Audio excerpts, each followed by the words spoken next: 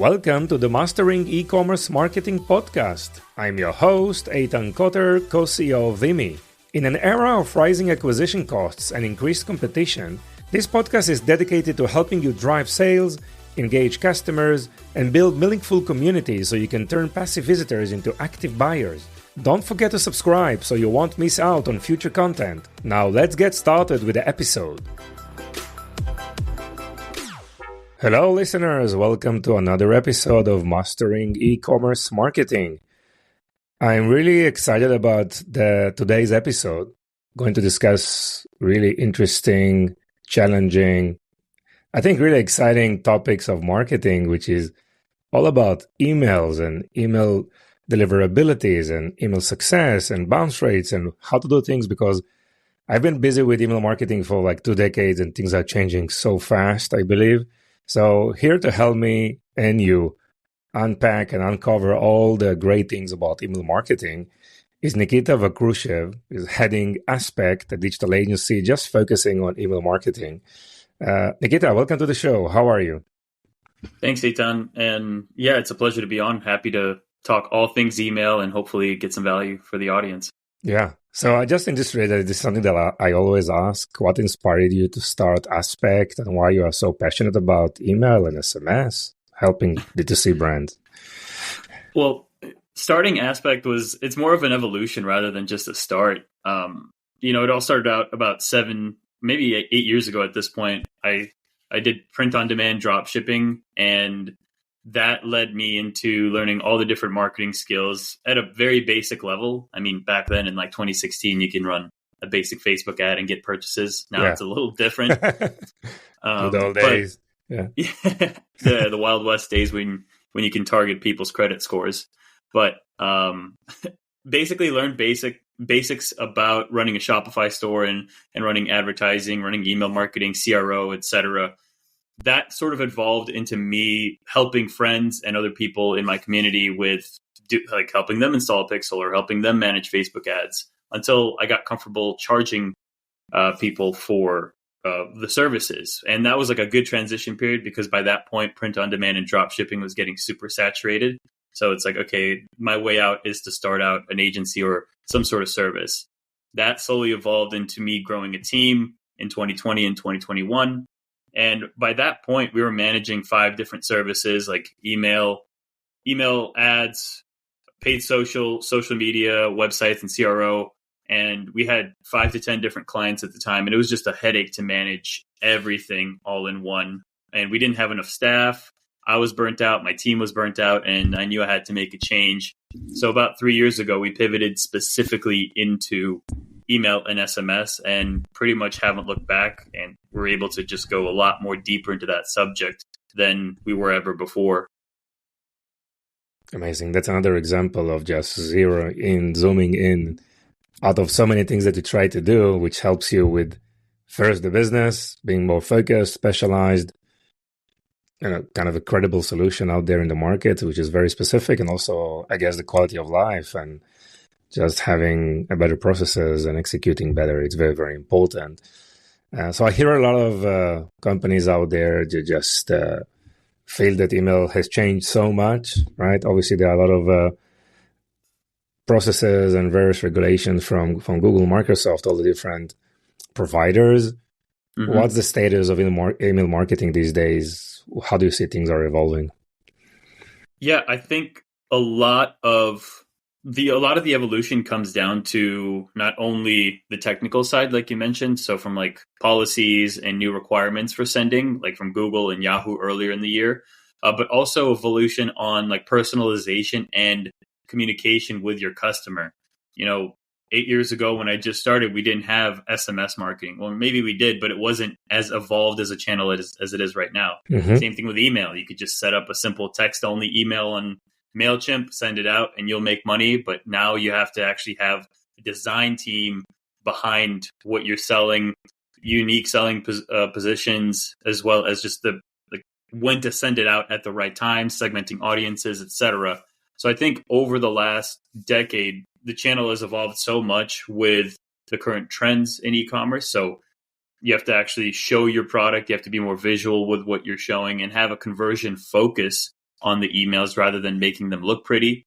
But at the same time, you have to have the right technical setup and infrastructure on the back end to make sure that it gets delivered. So having the right SPF records, having the right DMARC setup, DKIM setup, all those other security protocols, so that way your emails aren't landing in spam, they're delivering higher, and there's less likely you're less likely to have your emails be used for phishing scams, which just adds another layer of security. Yes. Yes, and all these technical specification, and I know you need to activate multiple domains, warm-ups. Mm-hmm. This is something that you do on your customers' infrastructure, or you also provide that as part of your services, the whole deliverability infrastructure? Yeah, so that's actually one of the things that a lot of clients have come to us this year is, hey, we need our flows built, but also our deliverability is really bad. Yeah. Can you help us fix it? So we handle the whole entire process there, from making sure that all the records are set up correctly, seeing what their domain reputation looks like, and then starting a plan of re-engaging their audience and regaining trust with whatever email service provider was affected, whether it's Gmail, Yahoo, Hotmail, and niching down the audience and then slowly expanding it out as we build trust with those ESPs. Yes. So let's zoom out a little bit. And you mentioned before that you also experienced, spending $10 in Facebook, guaranteed to at least $1,000 of revenues, right? So the good old days, right? Why? And I guess most of the brands are still focusing on that paid performance, right, type of strategies. Why email is important? So it came down to a few factors. I think number one is you have the data, like you own the data. So after if you convert on Facebook, obviously pixel data is very proprietary. You don't know exactly what's going on with the pixel. You can share it with everything in your tech stack, but still you don't have direct access to those customers. Whereas with email, once someone purchases, once someone signs up, you have the ability to contact them at any point.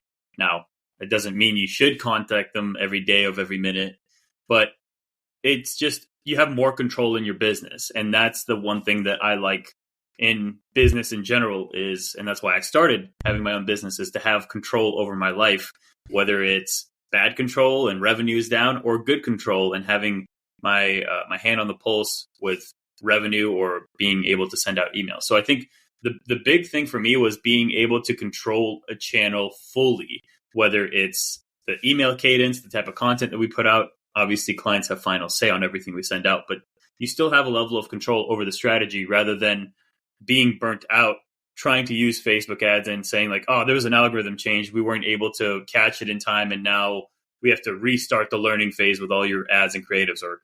And these creatives burnt out after a week. We thought they were going to last a month. Now we have to reshoot creatives and have to scramble for that. So it's just a different level of control. And I think it burnt me out trying to manage that channel or like paid ads as a whole. Because of the outside circumstances within the platform. Sure.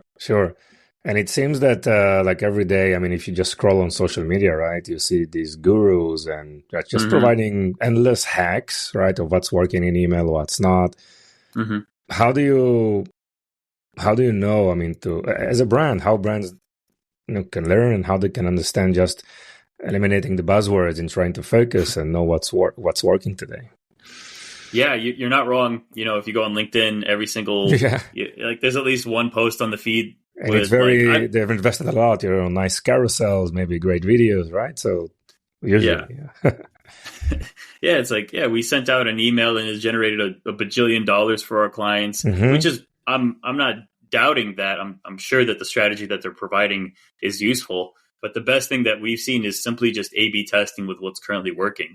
So whether it's a specific segment idea or a specific flow type, and this is something we do with our existing clients as well, that we sign on to do either campaigns or flows, we always, in the initial phase, A/B test with what they currently have set up. Because sometimes even we're surprised by the A/B tests where, the email, like if we're to compare two welcome flow emails, we use the client's old welcome flow and we use our current welcome flow. Our welcome flow maybe performed a lot better on the revenue side, but the old one had a better open rate. So it's like, okay, cool. we took something away from that. Let's change up the subject line to the old one on the new one. And now the new one is performing even better because, more people are opening it, engaging with it, and buying from it. Mm-hmm. So what I'm hearing is that there is no like secret sauce. You need to test, you need to A/B test and see what works on the specific customer that you're working with, right? Yeah, email is just another channel like Facebook ads or Google ads, etc. You do countless of tests on paid media, and email is just another channel like that. And if you want to have those high revenue numbers that the gurus are touting, like 30%, 40% of email revenue coming in, you need to actually test it and take it seriously. Yes. And how do you balance, like pushing products, discounts, whatever campaign in the campaigns versus content around value or about the market, about checklist, and what's the again, we know that there is no like any secret sauce here, but how do you approach this type of questions in a sequence? Yeah, generally we try to focus on content versus sales about 70-30%, sometimes 80-20%. So 70% content and then 30% promotion. And the promotion could be either sales or product launches, anything that drives conversion or focuses on conversion. So when it comes down to it, we try to push out either blog content or like repurposing blog content into something more digestible on the email side, or any PDFs or ebooks, or any objection handling that goes around the specific product that we're selling. And then it could be 70% of the email is all focused on that. And then the last bit on the footer is about the new products that we're launching, or about products that would go well with the current blog article or the value that we put up. So that's typically the good ratio that we use. Yes. Obviously, there's a more focus around like Black Friday, Cyber Monday kind of events. Yeah. Your recommendation is to focus around this type of specific events throughout the year, or just email marketing all year long and just providing value and promotion in the right combination? So the thing is, Black Friday doesn't work if you're not doing, like, Q4 in general wouldn't work if you're not focusing on Q1, Q2, and Q3. Wow. Because, if you suddenly start promoting your product, come October 1st, it's like everyone on your subscriber list is like, who is this guy? I haven't heard from this guy since I ordered the product. What's going on here? So you have to keep your email list warm throughout the year in order to have a successful Black Friday or a successful holiday season.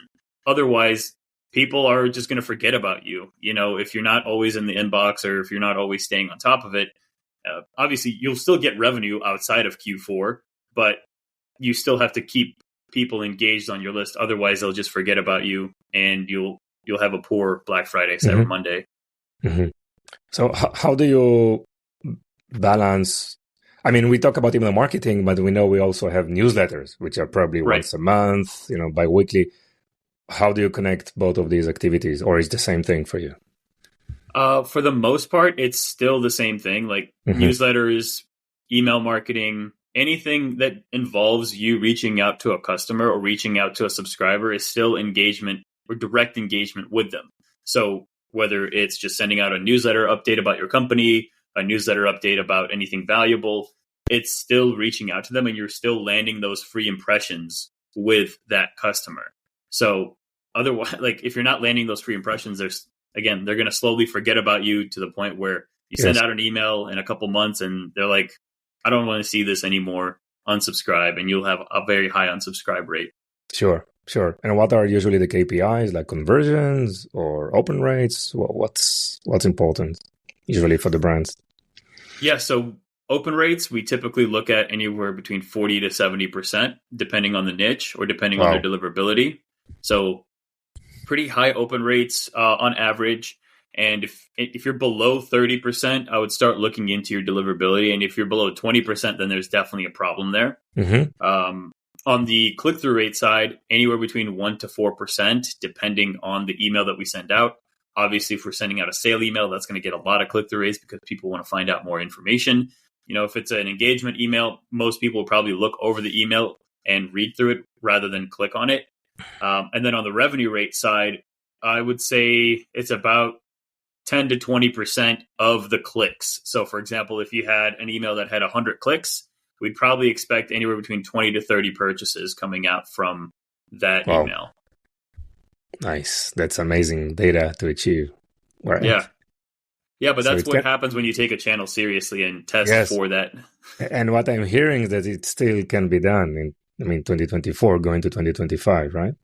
Yeah, 100%. I don't like people say email's dead or, all this doom and gloom, but I don't see it on our back end. If anything, we're seeing clients perform way better than they did before because of taking the channel seriously and actually investing into that channel. Exactly. I guess it's changing, right?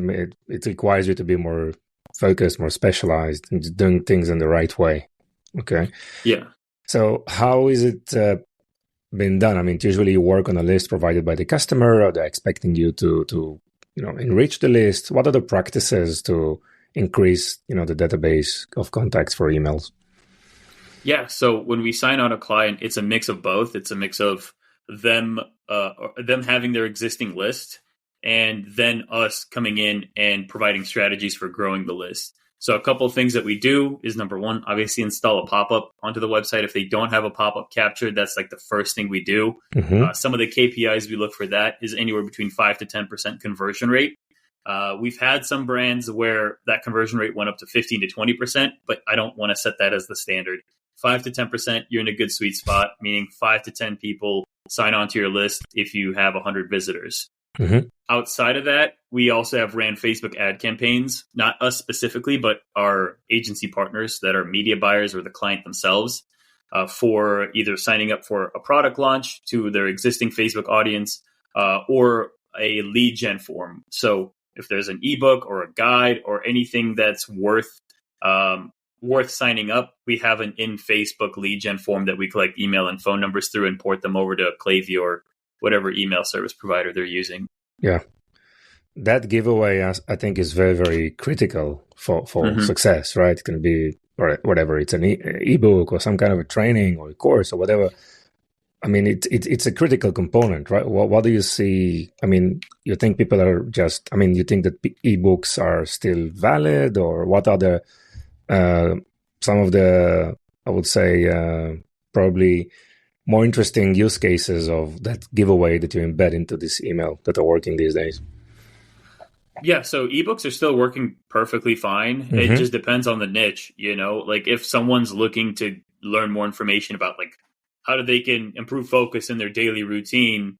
Like I'm always very, I'm like a self-starter and a self-improvement person. So I always look out for those. And even if it's just one piece of advice in one of those ebooks, I get a lot of value out of. Okay. So, ebooks are still working perfectly fine. I would say giveaways in general work really well. The one thing with giveaways is you have to capitalize on that list immediately and start engaging with them immediately, whatever you're giving away, whether it's an Amazon gift card, $1,000 worth of product, a yearly subscription, whatever it is, you have to constantly keep engaging with that customer because a lot of people enter the giveaway. But if you're not contacting them, a lot of people burn out of that giveaway. And now you just have 20,000 more people on your list paying a higher Klaviyo bill with those people not engaging with your list. Oh, yeah, exactly. And so I think it's a really interesting topic. Everything that we've discussed. And I'm also interested about that acquisition versus retention type of activities, how email campaigns are different in these two scenarios. Yeah, that's a fantastic question. So email campaigns are more of a nurture rather than an acquisition play. Well, they can be considered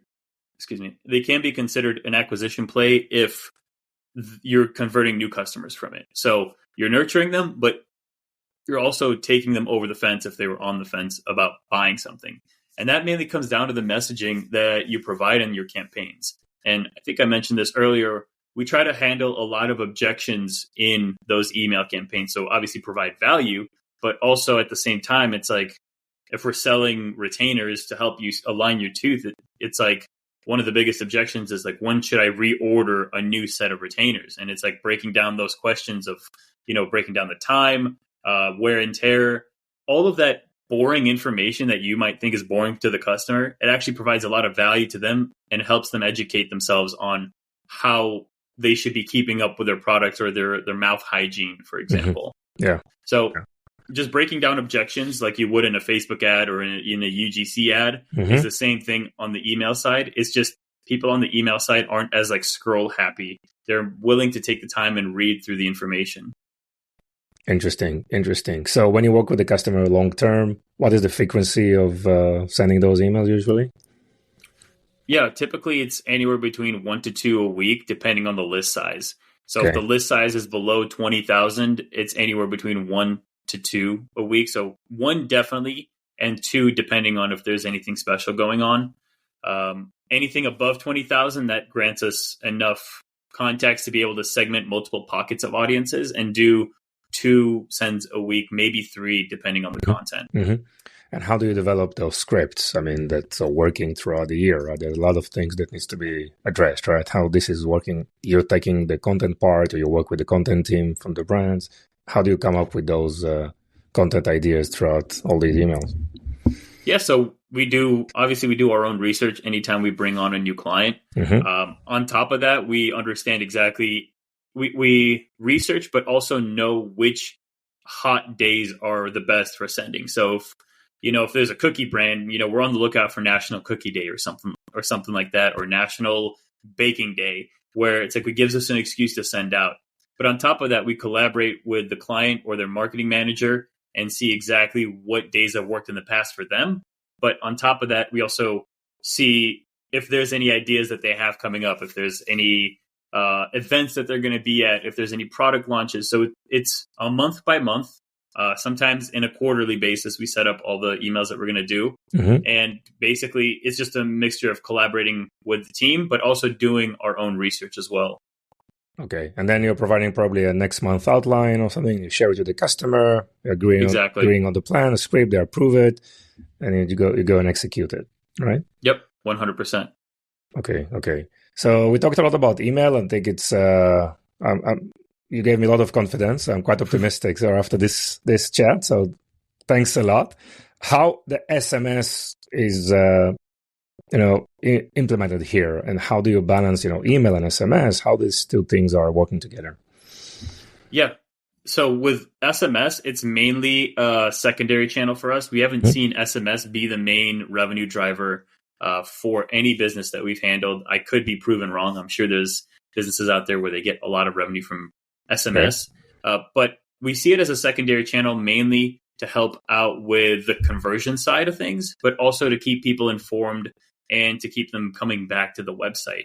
So SMS on average brings in about an extra 5 to 15% in overall revenue. So it's still a pretty healthy number if done correctly, but it does cost a lot more than email. So with email, all you need is a sending platform and you just pay for that monthly. You can design the emails yourself or have an agency like us handle it.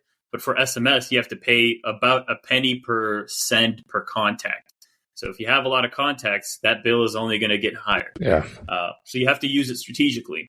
Now, the funny thing is between email and SMS is SMS tends to work a lot better when you have a lower average order value. Meaning if it's anywhere between $100 to $200, you can get that purchase very quickly because it's more of an impulse channel. Like one click away for checkout, right? Exactly. Rather than with email, you can provide a lot more detail about a higher ticket product where people can actually think through, go through the objections, and make a decision. Because with SMS, you only have about 140 characters to make your point. Otherwise, you're spending a lot more money to deliver 2, 3, 4 messages. Yes. And in terms of working a lot on designs and having these beautifully designed emails with graphics versus text-based, how do you balance this issue? Yeah, so we still haven't found a correct ratio, like the 70-30 or the 80-20 that I talked about, mainly because sometimes we like the text, we send out, I think maybe like 1 to 2 text only emails a month. And they tend to work out really, really well because it just improves deliverability and engagement. And then with the design side, it's mostly design. So we still want to have that on-brand look and feel with clients, because if we overly rely on text-based emails, which perform very, very well, then people will forget about the brand, or they forget about the brand imagery, and it would be hard to associate with the brand. Okay. So we try to keep it with mostly design, maybe like 90% design, and then 10% text only. Mm-hmm. There is also a process where you do some surveys and ask customers if I'm happy with what they're getting, or they want some improvement or more focus on other aspects. Yeah, of course. So that's typically part of our post-purchase automation. So after 2 weeks of getting the product or fulfilling on the item, they get a review request and with some sort of incentive, whether it's an Amazon gift card or a percent off or $1 off their future purchases. They then have, I think, like 2 weeks to leave a review, and we'll follow up with them. And if it doesn't work out, then we'll go ahead and follow up with them again. If they do submit a review, then they get an email about the incentive that they got, so a coupon code or whatever it is. But sometimes we do have big giveaways that we send out to the entire list if we need to rally up a lot of reviews and a lot of positive feedback through big giveaways. So again, it could be a big product giveaway, or either a product giveaway or a Amazon gift card giveaway through them replying to the email with their experience. Just to make it as easy as possible. Mm-hmm, mm-hmm. So specifically, we mentioned before specific times of the year, like we're nearing Black Friday, Cyber Monday. I guess you're very busy these days. Yeah, we're definitely ramping up right now on the Black Friday, Cyber Monday side. So we had all of our plans confirmed last month, and now it's actual go time and starting to design things ahead of time to make sure that, okay, all of our assets are ready for November in October, so that way when it comes time to November of actually sending and scheduling out all the emails, if something does happen, we are able to take care of it immediately instead of being bottlenecked in the design process. So we're trying to get everything done early this year instead of waiting to the last second. Got it. And Nikita, how do you see the role of AI? Obviously, AI can help a lot in these processes, right? Yeah, we actually do use AI a little bit in our business, mainly for a few things. Number one is idea generation. So you asked about content generation. We obviously do our own research, but we also use ChatGPT or Claude for any idea generation for future campaigns. Additionally, is like any grammar or cleanup on the grammar side, or trying to see different tones of voice.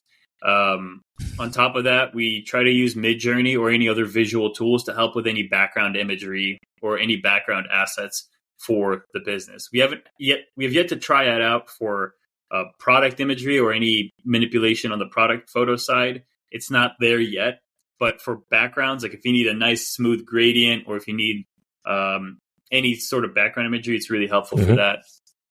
Got it. And what about personalization? This is something that you focus, or just, A/B testing, same emails to the entire database? Yeah, so we do have a bit of personalization in our services. It's a mix of not only the automation specific, but also within the email specific. So in the automations, we have a lot of personalization from like the welcome flow, abandoned cart, abandoned browse, abandoned site. So we are personalizing the follow-up. But on top of that, we're also personalizing the emails themselves through name tags, through date tags, and sometimes even location. So if there's a specific location that a customer is in and we're throwing an event, we send out an email only to those people that we're throwing that event in that town. The day of time is actually very useful. So if you're having an automation sale go out where it's like, it's our special Wednesday sale or something like that, it could be a special insert day of time or day of the week sale, and you can just easily automate that email and just have it running on repeat. Yes, and obviously you mentioned like previous events or touch points that you had, so this is also definitely can be personalized and created a specific workflow for that as well. Great, Nikita. I know you're also into car maintenance and car improvements, and also a meme lover. So tell us more about your other passions. Yeah, so just being chronically online, whether it's on Instagram or TikTok, it just comes with the job. You always have to stay on top of not only what's going on in the market, but also what's going on with competition and your clients. So just always being online kind of leads you into always being exposed to memes. So I love making memes, but I also love enjoying a good meme. Nice. On the car side, I try to go on a lot of drives, like back road drives. I'm in Tennessee. There's a lot of hills and a lot of great roads. So I think once every 2 weeks or once every month, I try to go on a nice drive with a group of friends. Mm-hmm. And like you mentioned, I also do work on my own cars, and it's a labor of love, but at the same time, man, it's a pain in the ass. Yeah. One of the good things, right? That you can do. Nice. So Nikita, how people can find you and your company?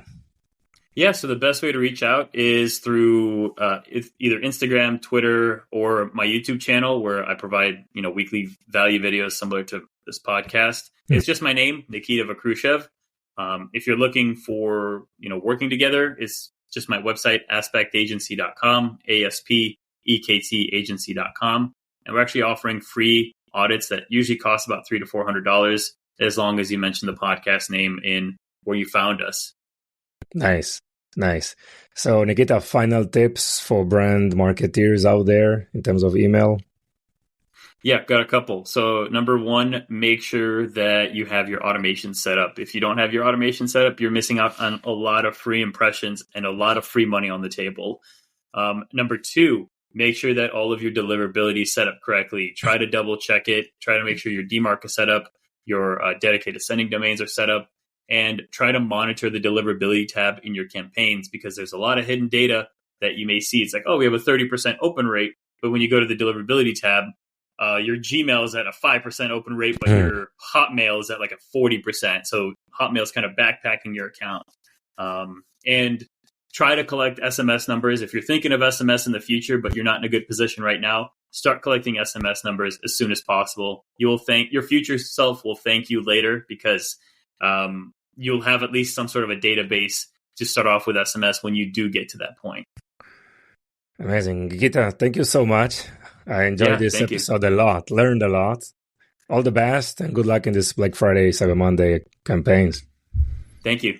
Have a good day. You too. Bye-bye. Thank you for listening to the end of this episode.